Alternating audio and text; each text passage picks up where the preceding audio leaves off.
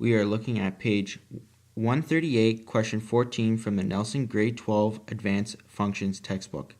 The question asks that f is a polynomial function of degree n, where n is a positive even integer. Decide whether each of the following statements is true. If the statement is false, give an example that illustrates why it is false. But I'm going to go even further by showing you what a graph would look like if the statement was true. To start off, I'm going to teach you what even degree polynomial functions would look like. To determine the degree of the function, you must look at each exponent in the function. The exponent will determine if the graph will be squared, cubed, fourth, fifth degree, and so on. But what if you have a polynomial function that has multiple turning points?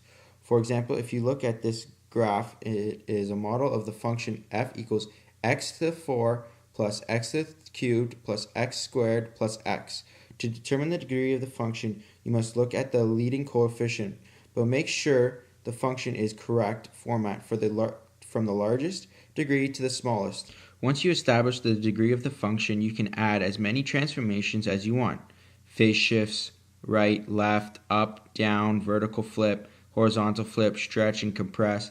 The final characteristics of an even degree function is that both end behaviors on the graph will finish on the same side of the x-axis shown in the graph of f equals x squared.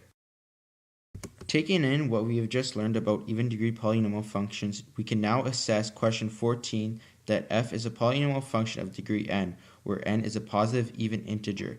Decide whether each of the following statement is true or false. If the statement is false, give an example that illustrated why it is false. In part A, the statement is that f is an even function. The statement is false as answers may vary. For example, this graph shown is a model of f equals x squared plus x, where the degree of the function is an even degree of 2, but is not an even. An even function requires that if I flip this graph on its y-axis, it will be the same graph. But as shown, this is clearly not the case. An even function would look like this graph here, modeled by the function f equals x squared, where if I were to flip this graph on its y-axis, it would be the same graph. In part B of the question, it states that f cannot be an odd function. This statement is true because even degree functions cannot be odd functions.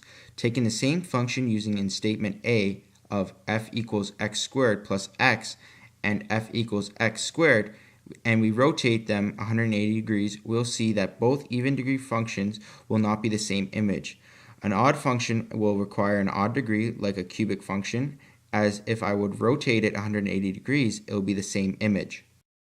In part C of the statement is stating that f will have at least one zero. A zero is when a function crosses the x-axis. This statement is false as answers also may vary, because even degree functions like shown is a model of f equals x squared plus 1. Looking at the graph, we see that the function does not cross the x-axis, resulting in no zeros. But this statement can be true for functions like f equals x squared or f equals x squared minus 1. As in the f equals x squared, you'll have one zero.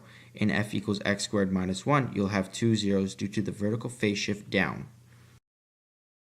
In the final statement of the question, it says that as x approaches positive infinity, y will approach positive infinity. As x approaches negative infinity, y will approach positive infinity. This statement is also false as the graph modeled by even degree polynomial function of f equals negative x squared is flipped over the x-axis due to the negative coefficient. This function will have an end behavior of as x approaches positive infinity, y approaches negative infinity, and as x approaches negative infinity, y will approach negative infinity. The statement of as x approaches positive infinity, y approaches positive infinity, and as x approaches negative infinity, y approaches positive infinity will only be true if the coefficient is positive, like shown in the graph. A job that relates to polynomial functions is aerospace engineers, as their job requires high skill in mathematics. Their job requires them to make calculations using polynomial expressions and operations. For example, aerospace engineers may use polynomials to determine the acceleration of a rocket. Fun fact, Neil Armstrong was also an aerospace engineer, as he was doing the exact same stuff you were 70 years ago.